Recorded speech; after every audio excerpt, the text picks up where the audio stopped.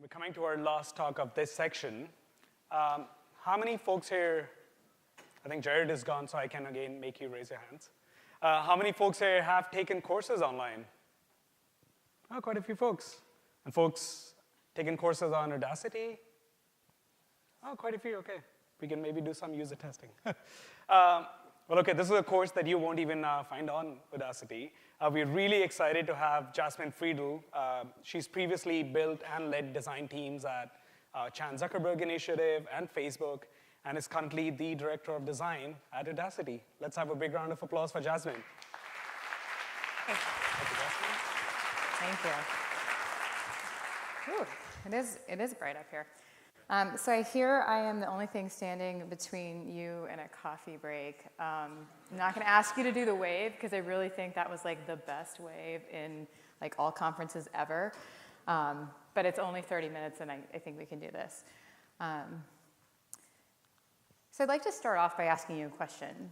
What is the most important skill that you think you can hire for when you're bringing a designer onto your team? So as you're thinking through this, many of you may be thinking about some core skills like visual design or prototyping or sketching. Slides are hard. We're good. And you wouldn't be wrong. There's definitely core skills that are basic table stakes for any role. And since I'm asking you generally here, we're not talking about specifically like visual design or game design or marketing design. Any core skill could be a reasonable answer when we're looking for someone to not only just perform, but really excel in a role. So some of you might have been thinking a little bit differently and thinking about maybe soft skills like communication or teamwork or leadership. We got this. Yeah, maybe not. Hold on. Please hold.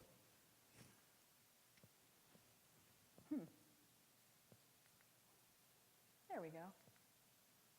Okay, soft skills. And we know what soft skills are. They're much broader and they span beyond design roles into many other jobs or roles. And they're definitely a complementary grouping when we're looking at core skills and soft skills. And I think we could probably all agree that when we're looking to bring on really great candidates, we'd probably need a few in each bucket to hire the right person. And as far as a set of skills that's right for your company or for your team, that's something that I can't really decide for you because that's dependent on your company or your team and your respective mission and vision and values. So here is what I can offer you. There's one skill that's probably more important than we think. So what I'd like to propose today is that self-awareness is the most important design skill, not because it fundamentally is a design skill, but because of what it does to affect these other skills. So today what I'd like to dive into is how self-awareness affects other skills and then how we can identify that in hiring and then within our teams. In order to do that, we need to know what self-awareness is. So pretty simply, it's that old Socrates saying, it's know yourself, right? It's the ability to see who we are clearly. We need to know our strengths and our weaknesses, and through those, that's how we understand how we fit into the world. So how do we evaluate self-awareness? Because that's what we need to do to be able to apply this to our skills and our teams. Well, I think we need to dive a little bit deeper into what self-awareness really means. So it's actually, know thyself isn't actually from Socrates. It's from someone else. We don't know who.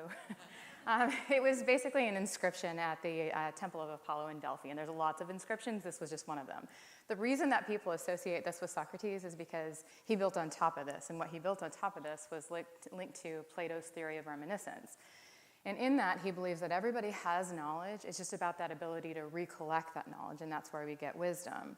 So where we most commonly know that is from the Socratic method. That's one's own conversation with her own soul. So in theory then, if we're looking at self-awareness, then that sort of self-reflection and internal questioning should lend an excellent path to self-awareness, right? Because we're talking about me, knowing about me. So I think we need to go a little bit deeper, so we'll put Socrates in the back of our heads and go a little bit further. So this is Tasha Eurich. She's an organizational psychologist and researcher who's done a lot of work in the business world around self-awareness and how it's linked to professional development. She's an accomplished author, has a book, and she has a TEDx talk that honestly really blew me away. And I thought for a second, I was like, what if I just threw that up on the screen? I'll let it roll for 20 minutes and call it a day. But what Tasha proposes is that people who are self-aware not only believe that they are through their own self-assessment, but this is the important part, people who know them well assess them in the same way.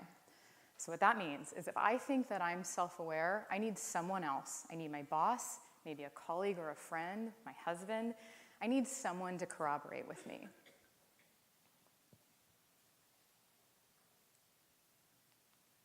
There we go.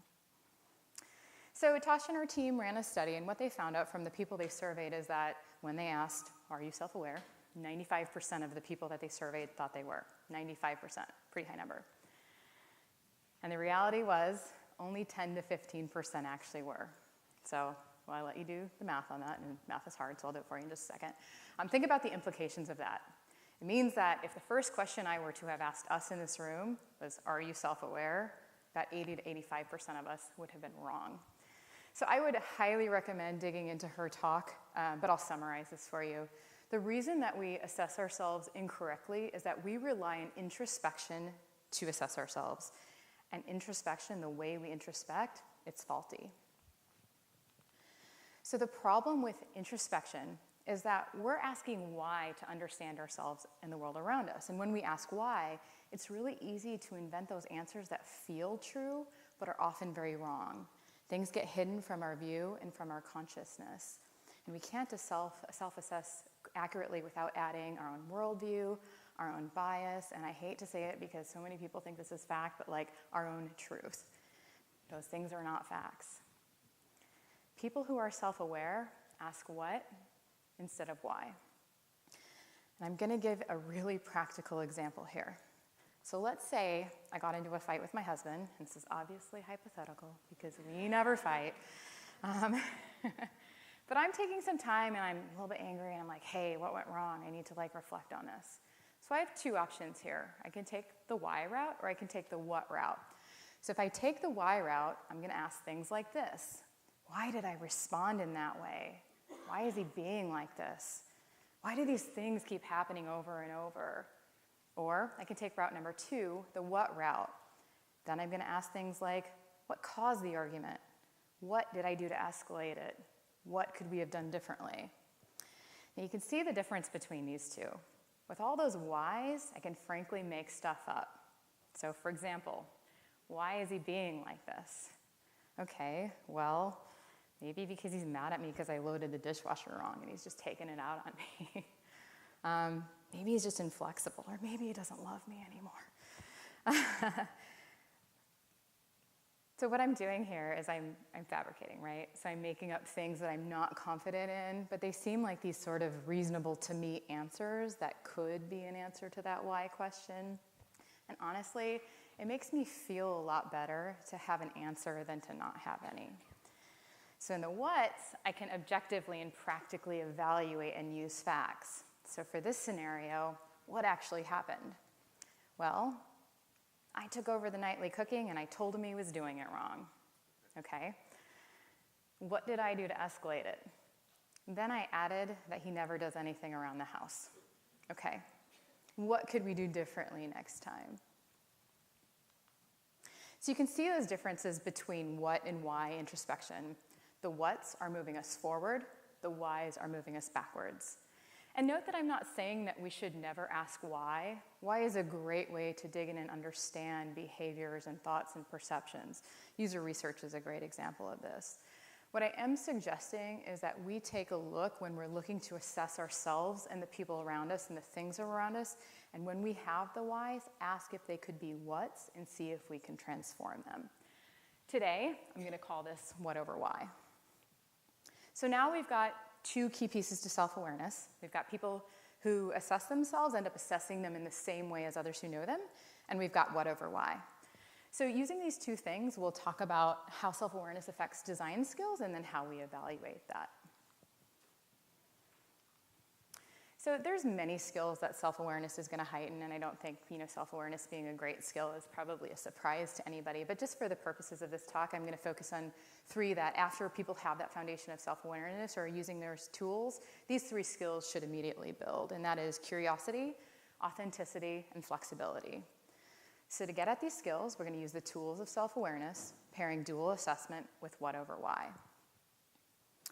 Okay, so if we agree that self-awareness requires that dual assessment, think of what that process had to look like. We had to be curious if we were self-aware in the first place.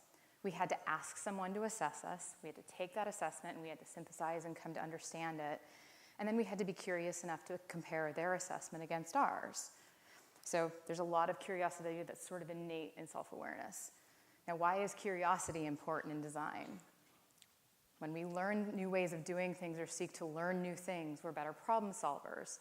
We're better at laying out the problems before offering solutions. We talk to people instead of answering questions ourselves.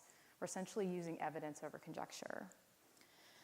So I want to tell you a quick story about my friend and former colleague, Evan. So Evan's a UX designer, and he's one of the most curious people I know. He's always digging in to learn more and compare perspectives, and he seeks knowledge and understanding that help him inform his design decision-making through that inquiry. So to do this, he's asking things like,